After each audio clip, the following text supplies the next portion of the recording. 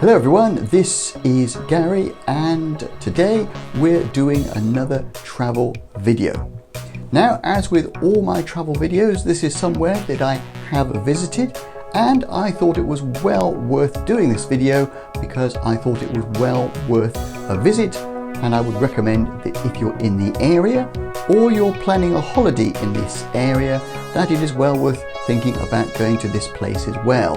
Now, you will find in this video some background, some history, some information about the place, and much of the detail of what I have been saying in this video will also appear in the description box if you want to have a look, as well as some links to some other travel videos that may be relevant and worth considering. You'll also find in the background, as I'm telling you about the place, some pictures to show you what is involved, what it looks like, and to help inform that decision, as I said, as to whether you make a visit as well. Or if you're just generally interested in this place, well, again, this video is for you, I hope. But really, there's not much more for me to say other than let's just get into it.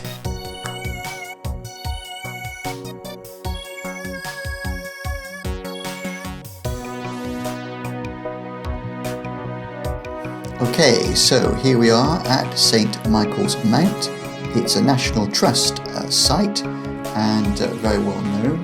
Now, because it is a National Trust site, I would particularly suggest and recommend that you visit the website to get all the information about the place in advance of going and to give you some background. And as you can see, it is an island. And it's still home, according to the website, to the St. Alban family, as well as a community that lives there. It's an iconic rocky island, as they describe it on their website, and you'll find also there a medieval church and a castle, with the oldest buildings dating back to something like the 12th century. Now, when you're there, you can immerse yourself in history, have a good look at the architecture, and discover a variety of things about the area and the place and the site, as well as the absolutely stunning views around the buildings as well. There's a subtropical terraced garden, which you'll see some pictures of shortly, and there are breathtaking views of the Mounts Bay.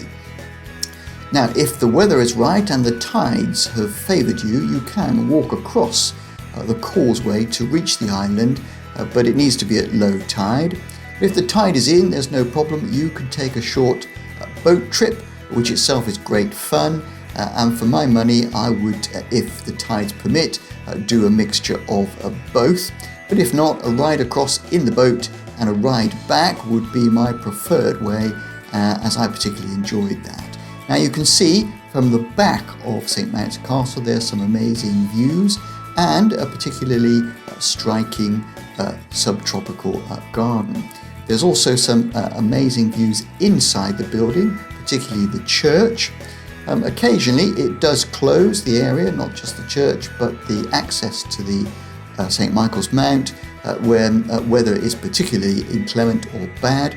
And therefore it's always advisable just to very quickly check before you go what the weather is doing and what the tides are doing, and the website for the National Trust, as I've said before, will give you the most recent, the most up-to-date information. Now, as you can see ahead, there's a whole range of things inside the castle and some amazing sights at the back of the castle, of the subtropical garden, which I've mentioned earlier, and some spectacular views across the bay.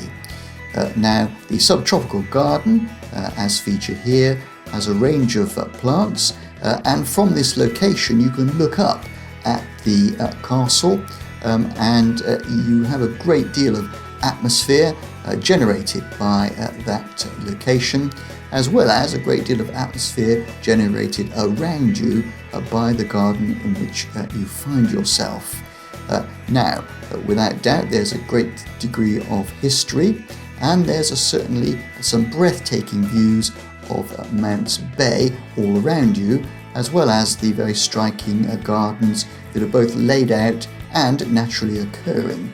And from that side of the castle, the ability to look up across the granite stone to see the castle is itself very evocative and atmospheric.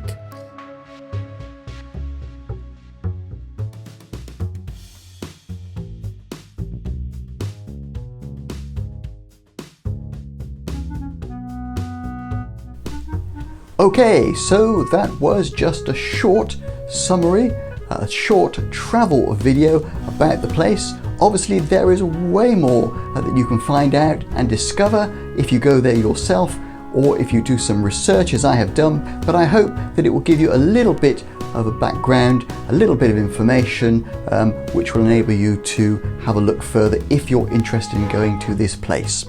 Now, if you like this video, please mark it as a like, and if you want to see more videos like this, well then please subscribe. And apart from that, there's nothing really left to say except thank you very much for watching this video, and bye for now.